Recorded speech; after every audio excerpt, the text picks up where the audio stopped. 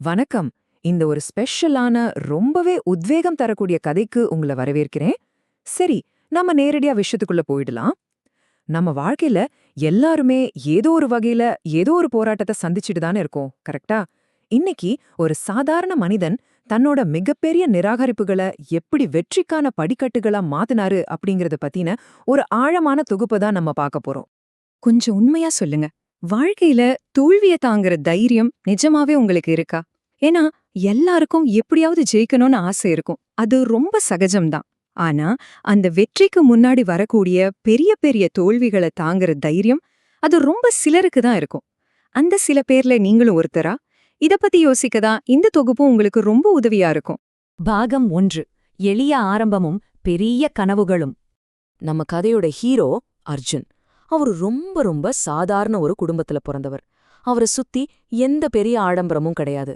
ஆனா அவருக்குள்ள இருந்த கனவுகள் அது ரொம்ப பெருசுங்க. ஒரு பக்கம் அவர் மனசுக்குள்ள வானலாவிய கனவுகள், இன்னொரு பக்கம் பாத்தீங்கன்னா ஒழுகுற கூரையோட இருக்கிற அவரோட நிஜம். அந்த சின்ன இடத்துல மழையில நனைஞ்சுக்கிட்டே அவரை தனியா உட்காந்து படிக்கிற அந்த சூழ்நிலை, அதுதான் அவரோட மிகப்பெரிய போராட்டத்தோட ஆரம்பம். பாகம் 2. நிராகரிப்பின் வலி. கொஞ்சம் யோசிச்சு பாருங்க. நிஜ உலகம் அவர் அவ்ளோ சீக்கிரம் ஏத்துக்கல.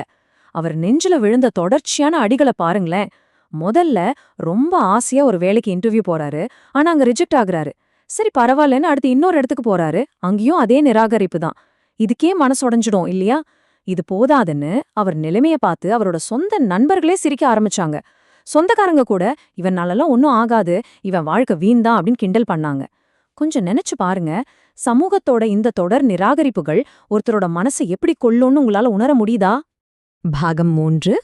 ஒரு தாயின் அசைக்க முடியாத நம்பிக்கை.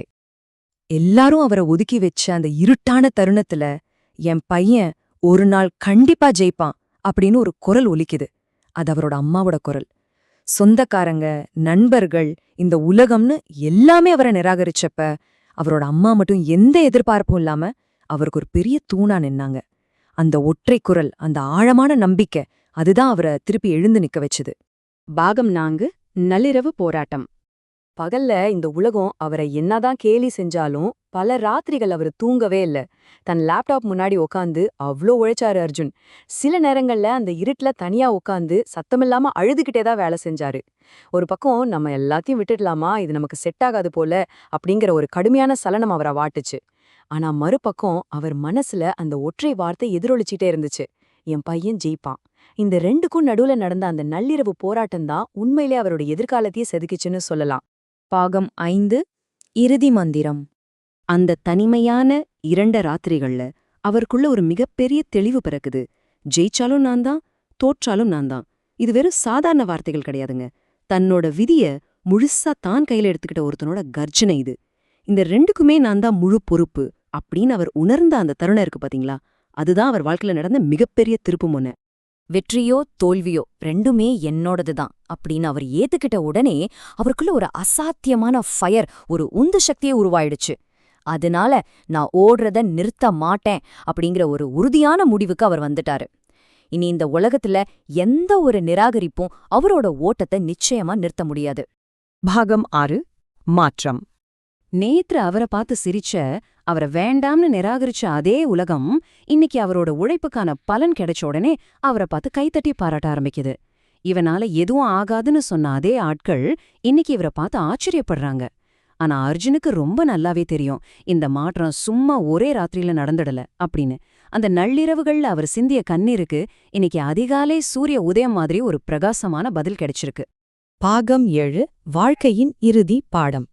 சரி, இதுவரைக்கும் நாம அர்ஜுனோட கதைய பார்த்தோம். ஆனா ஆக்சுவலா இந்த கதை அர்ஜுன பத்தினது மட்டும் இல்ல, இது உங்கள பத்தினதும் கூட. இத உங்க மனசுல ஆழமா பதிய வச்சுக்கோங்க. முதல் விஷயம், தோல்வி வந்துட்டா அதோட வாழ்க்கை முடிஞ்சிடாது. 2வது, நாம அந்த முயற்சிய கைவிட்டா மட்டும்தான் நம்ம வாழ்க்கை உண்மையில முடியும். 3வது, மிகப்பெரிய வெற்றி என்னைக்கும் ஒரே நாள்ல கிடைச்சிடாது. அண்ட் 4வது, ரொம்ப முக்கியமான விஷயம், அந்த வெற்றியோட சுவைய நாம முழுசா அனுபவிக்கணும்னா முதல்ல தோல்வியோட வழிய நாம கண்டிப்பா தாங்கிக் கொள்ளணும்.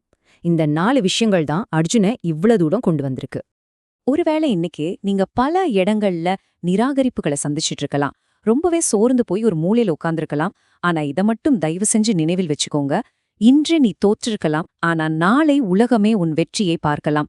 உங்களுடைய இன்றைய தோல்வி அப்படிங்கிறது உங்க நாளைய மிகப்பெரிய வெற்றிக்கான வெறும் ஒரு சின்ன தொடக்க புள்ளி மட்டும்தான். அது எப்பவும் மறந்துடாதீங்க.